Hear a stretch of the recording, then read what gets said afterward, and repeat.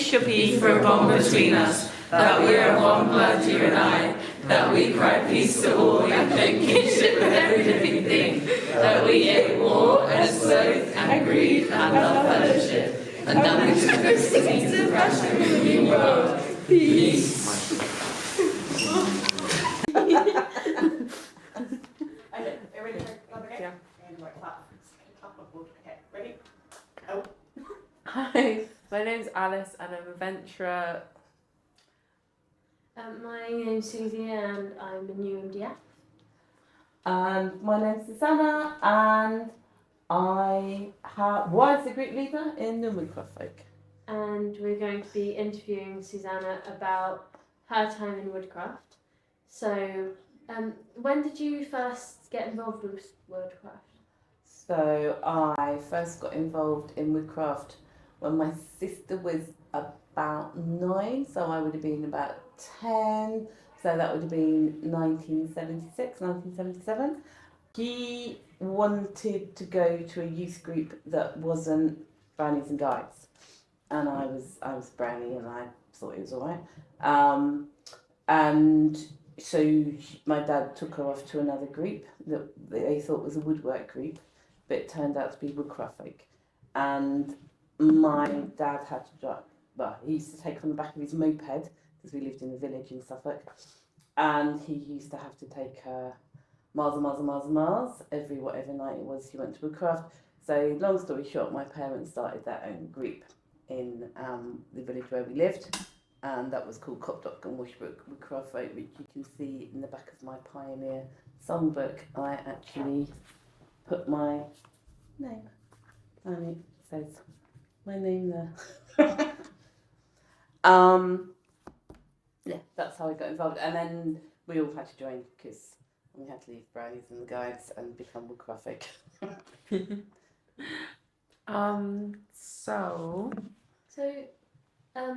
What was a typical group session?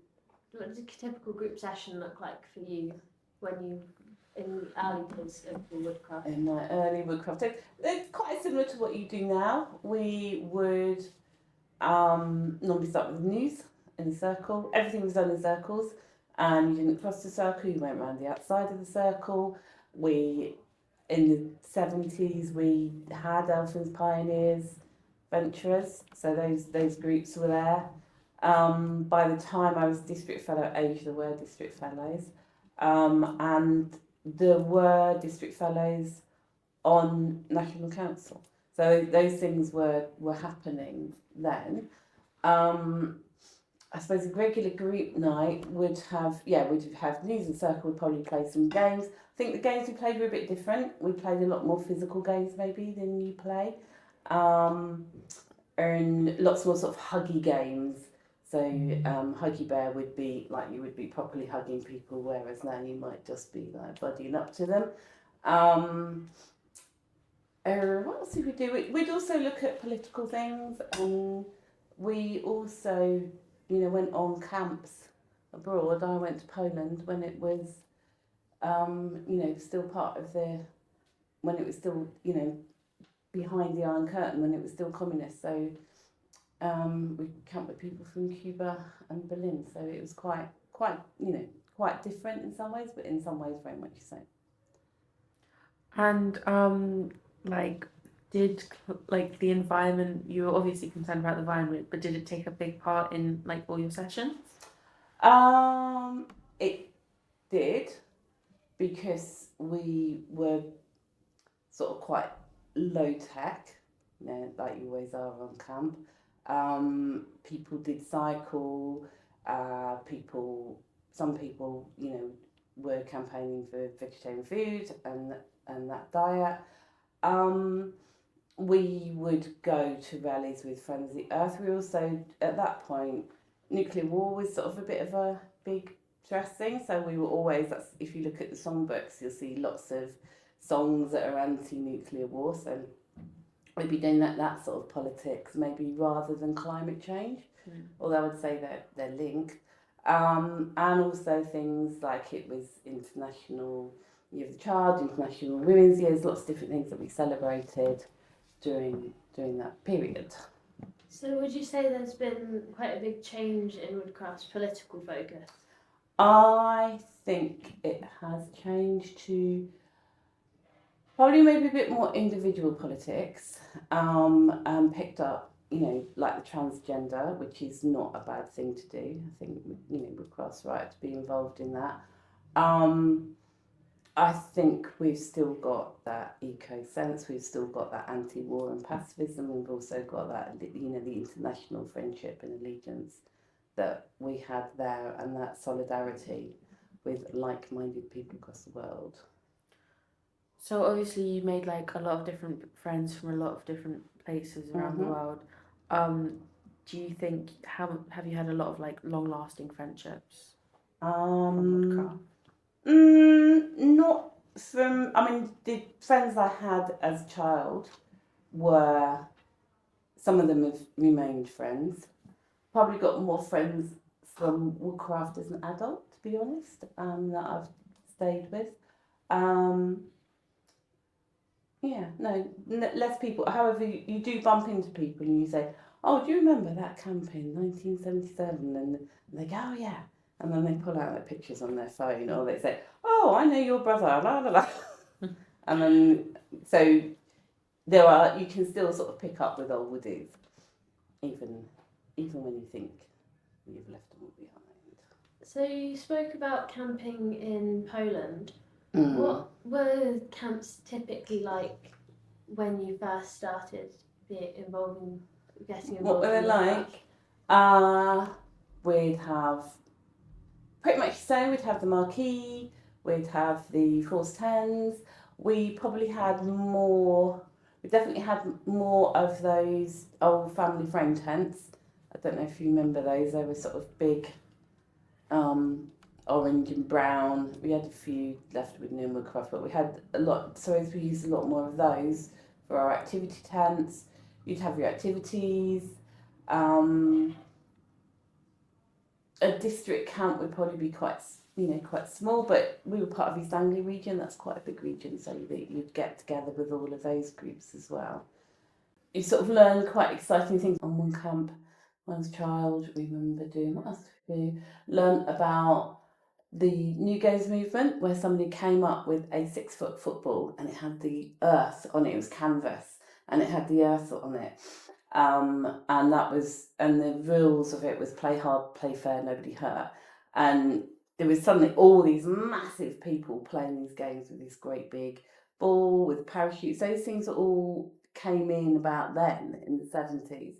And you sort of see them as part of parachute games, just sort of thinking, well, everybody does that. But actually people didn't do it. And the collaborative and non-competitive games, cooperative games, but also very sort of Woodcraft, and were quite new at that point. So there's lots of things that were quite different to if you were a scout, what you were doing to them. You talk a lot about your camps. What's your most memorable camp? As a child? Either. They're all memorable. As a child, going to Poland was really exciting. We had an international camp in the UK in Malvern, and that was really exciting because I was a teenager at that point.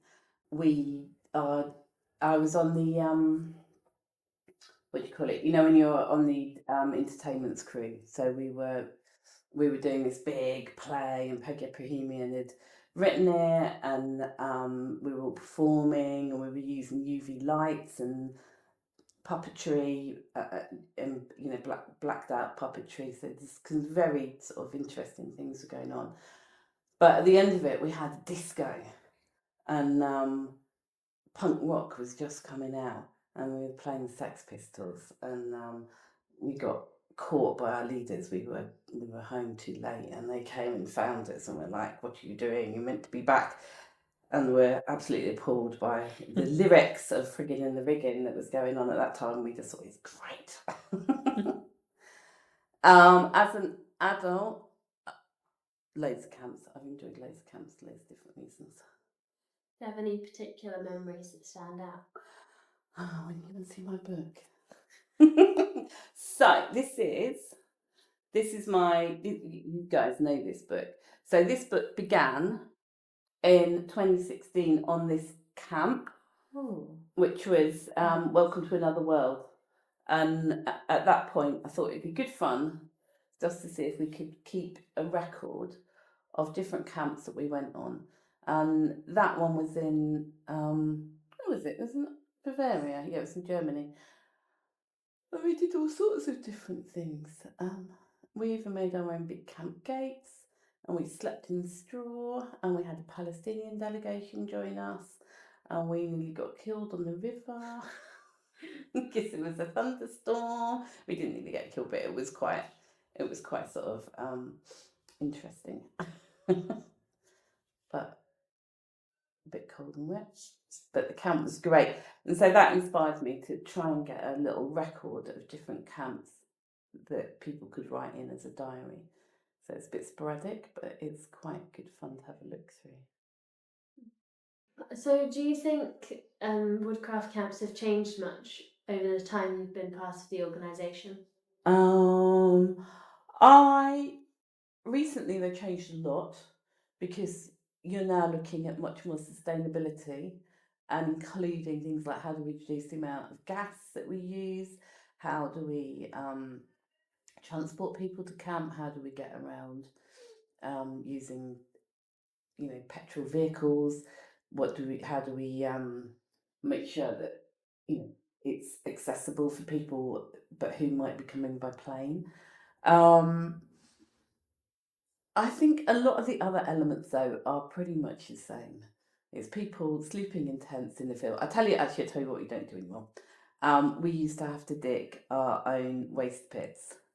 So you had a waste pit for food, but you also had a waste pit to pour all the waste out the toilet. So we'd have toilet tents and those standalone toilets that you would have seen when you were elfins, maybe in the middle of the circle for district camp, and you'd have a little funny toilet in the middle of the thing, in the middle of the circle that would pop up overnight. So that was all we had. We had those toilets.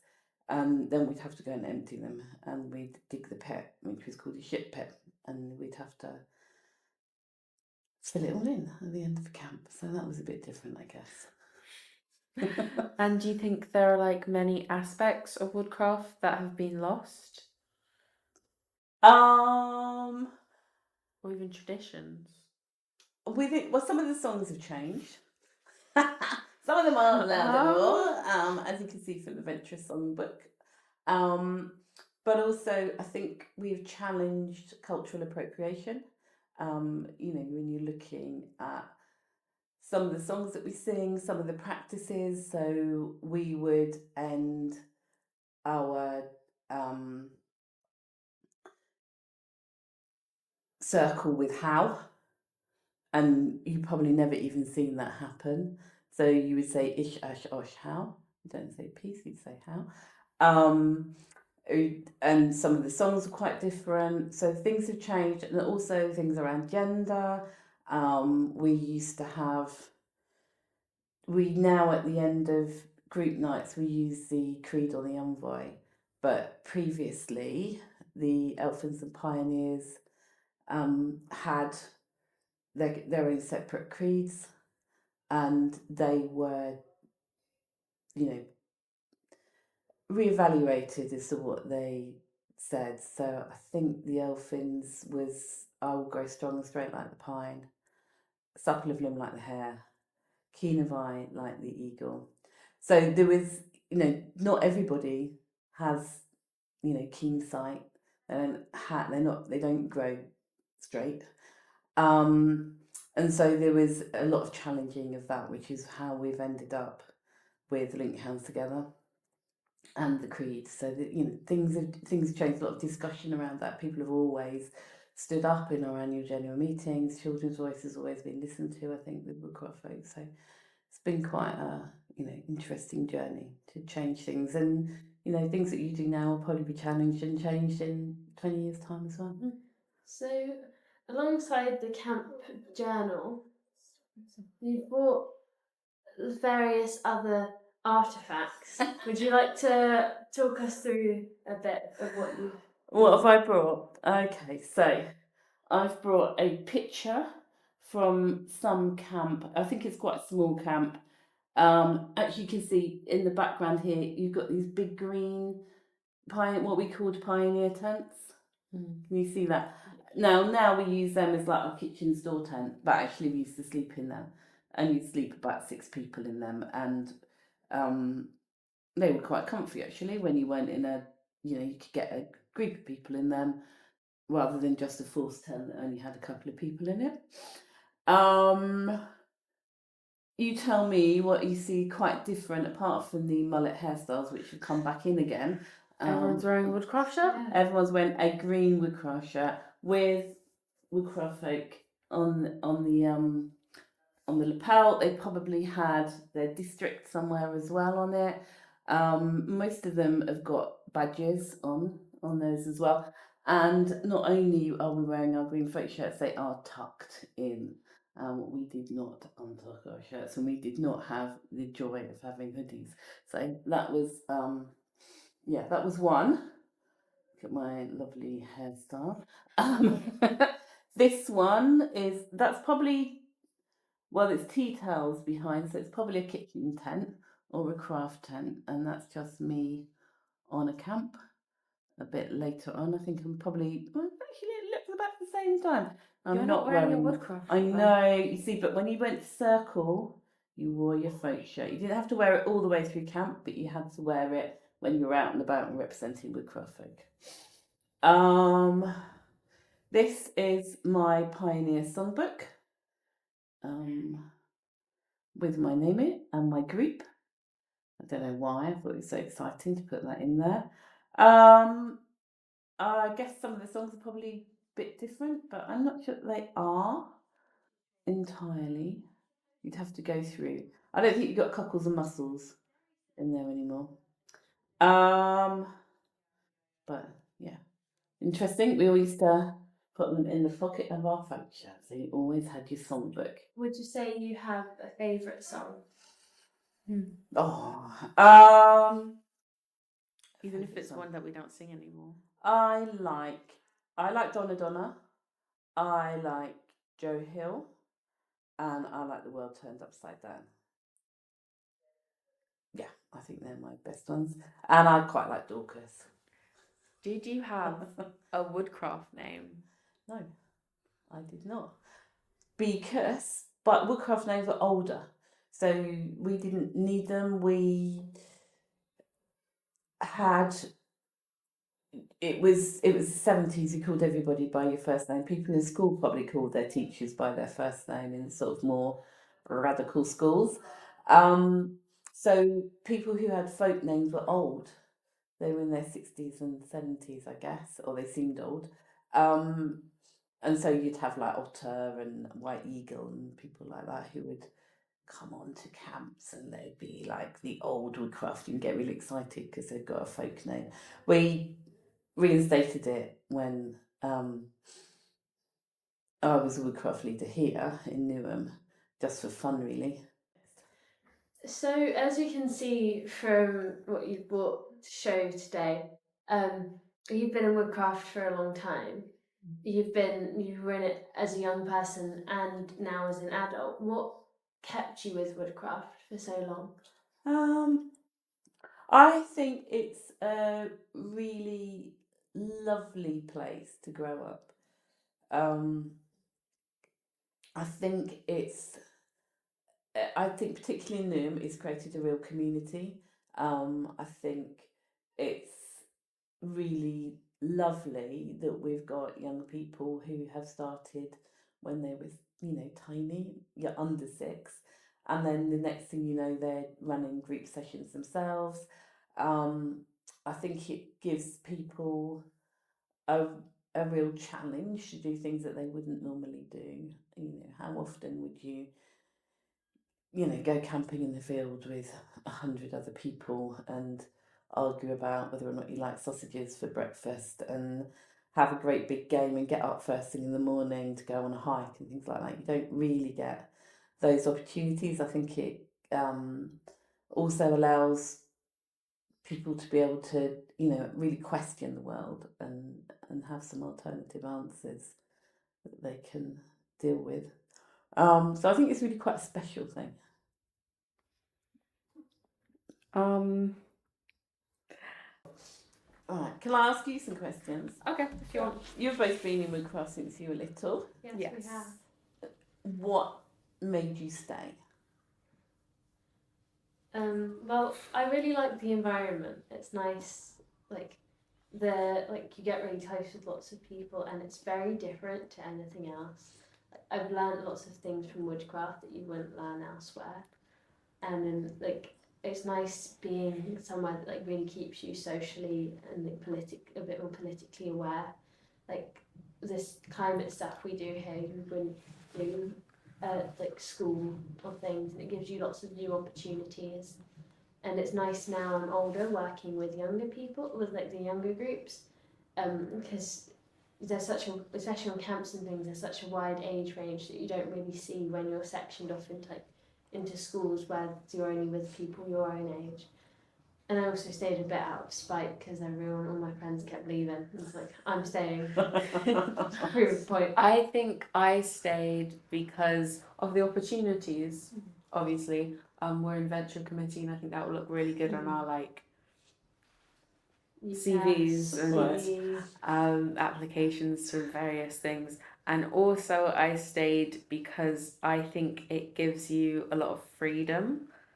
I think there's stuff, especially when I was younger, there's stuff I would be able to do in Woodcraft that I wouldn't really be able to do at other places, even if it's just kind of being in the woods with my friends, with obviously there was adults watching, but they weren't kind of saying, no, do it like this. You know what I mean? They weren't always completely and especially now we're older as well. Yeah, I think part of it is I've been part of Woodcraft pretty much my entire life. I really love it.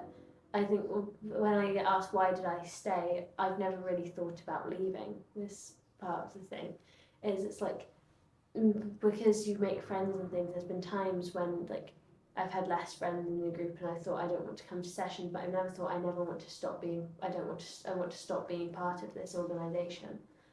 I think it's not something that's particularly crossed my mind. And I think the people really make up the organisation as well. So there have been even if you only have one or two friends in the session, those friends are really making it up. They're really you're talking. Obviously, you necessarily don't go to the same school, but you always have something to talk about, even if it's just a story from away.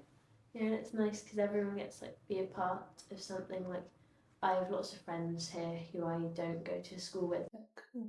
Yeah, I just remembered how. So when Emvis was tiny, when we first moved to Forest Gate, my mum and dad said, "Oh, there's a Newham Woodcraft group, and they're having a 24-hour music sponsored music event."